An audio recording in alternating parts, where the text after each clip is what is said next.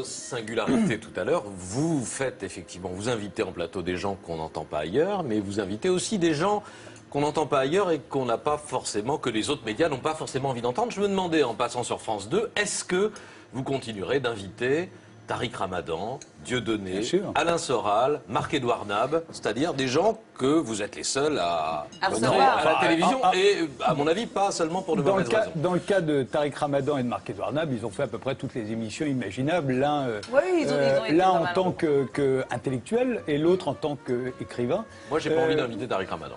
Mais libre à vous de ne pas le faire. Je vous le dis. Non, mais vous dites, il fait toutes du coup, il y a Patrick pour profiter. il fait toutes les émissions. Vous dites, bah non, il fait pas toutes les émissions. Oui, d'accord, mais enfin, vous faites une émission, vous faites le journal, vous ne faites pas une émission de débat intellectuel.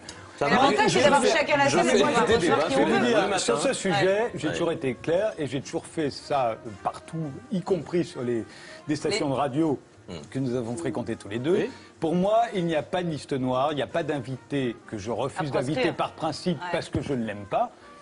Voilà, je me l'interdis. Je suis sur le service public, c'est pas à moi d'inviter les gens en fonction de mes sympathies ou de mes antipathies. Voilà, c'est tout. Donc, à partir de ce moment-là, non, mais c'est pas très seulement important. une question de sympathie ou d'antipathie.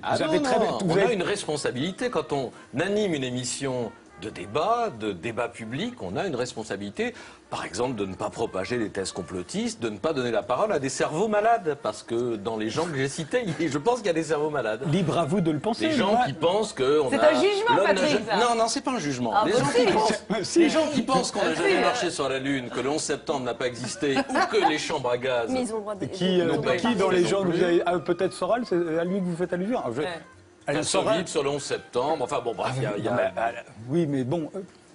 C'est un débat éternel, on ne sera jamais d'accord sur ce sujet. J'anime une émission de service public. Si j'étais sur Fox News, je serais comme vous, je déciderais que les gens qui regardent Fox News vont entendre un certain son de cloche et je le privilégierais. Mais on a chacun le droit de penser ce qu'on veut, Patrick. Non.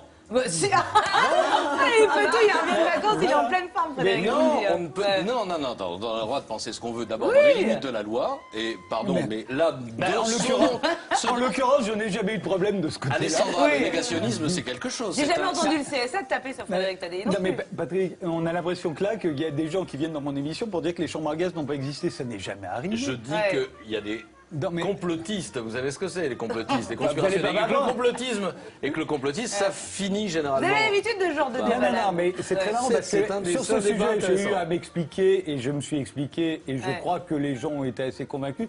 Tant qu'il n'y aura pas une loi en France, et vous pouvez écrire à votre député, si vous voulez que les gens ne puissent plus dire qu'ils doutent de ce qu'ils appellent la version officielle du 11 septembre. Si vous voulez qu'ils n'aient plus le droit de le dire, alors... Et si vous n'avez jamais vu Ce soir ou jamais, c'est aussi comme ça que ça se passe. Alors, il se trouve que là... C'est la meilleure pub pour votre émission. Il se trouve qu'il fait allusion à un truc avec Mathieu Kassovitz un jour qui a dit qu'il avait eu des doutes sur le 11 septembre. Il y avait des gens en face de lui qui lui ont dit qu'il était fou. Le débat a eu lieu, point terminé. Alors, Frédéric... Si je disais là, si je le disais là, j'ai des doutes sur le fait que Lee Harvey Oswald était le seul tireur le jour de l'assassinat de Kennedy. Qu'est-ce que vous faites? Vous m'accusez de négationnisme et vous me faites arrêter par la police? Évidemment pas. Quelle différence? Quelle différence? Je pointe ça. Non, simplement vous dites... n'empêche qu'il vous a posé une question. Vous dites simplement que toutes les opinions se valent et qu'on peut entendre absolument toutes les opinions. Toutes les opinions autorisées par la loi et en France sont défendues par la Constitution. Tout ce qui n'est pas interdit est autorisé. Et ce n'est pas moi, animateur de télévision, qui vais décider de ce que l'on a le droit de dire. Il y a des livres qui paraissent, des films qui sortent. Vous avez le droit de faire le tri. C'est votre responsabilité. Je dis simplement qu'on a une responsabilité. C'est la vôtre. Moi, la mienne, c'est de faire... Vous avez une responsabilité aussi. Absolument. Chacun voit midi à sa porte, c'est à peu près ça. Ma responsabilité, c'est que, en tant qu'animateur d'une émission de débat sur le service public, je m'interdis d'être le procureur ou le défenseur des uns et des autres, et surtout de censurer qui que ce soit, sur quelque sujet que ce soit, à partir du moment où il respecte la loi. Jamais il y a eu le moindre problème dans Ce soir ou jamais, y compris avec les gens que vous avez cités. Je parle de Dieudonné et d'Alain Soral, qui sont dans des positions un peu spéciales. Je ne parle pas du tout ni de Marc-Édouard Nab, ni de Tariq Ramadan, qui sont invités partout. Moi, je vous propose d'inviter Patrick Cohen la prochaine fois dans votre émission. Vous voulez que je vous fasse la liste d'un certain nombre de ministres qui ont été condamnés, y compris pour racisme? Ça vous a pas empêché de les inviter dans votre émission de radio le lendemain? Pas beaucoup. Ah oui, vous avez consulté des noms? Vous les avez invités le lendemain, ça vous a pas gêné? Bon, voilà, parce qu'il se trouve que c'était des ministres ou des élus de la République. Point. Alors, ce soir ou jamais, c'est ça. Donc, et avec un animateur qui n'a pas sa langue dans sa Ce poche. soir ou jamais, c'est l'émission la plus transgressive du PAF. On vient d'en avoir. C'est vrai. Et c'en est une Il y a des vraie gens, preuve, hein. il y C'est a ce des que gens dit que ça Patrick. choque, je Ouais. le comprends.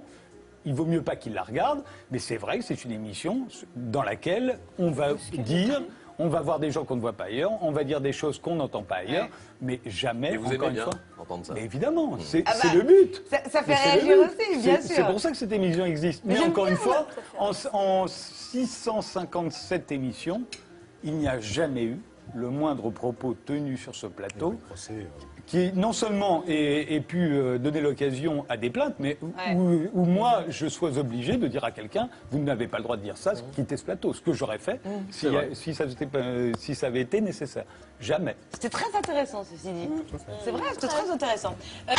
Frédéric, je rappelle que ce soir ou jamais, c'est sur France 2 à 22h35. Donc changez vos habitudes, les gens, et assistez à ce que vous avez vu là, en l'espace de 5 minutes à peine. Oui, ce sont les gens, évidemment. Enfin, voilà. Et vous verrez des Mais- tas de gens que vous ne rencontrerez jamais ailleurs, particulièrement pas dans Exactement. les émissions de Patrick. Exactement. Donc Vous allez allez voir découvrir un Frédéric. monde. À tout de suite avec Christophe.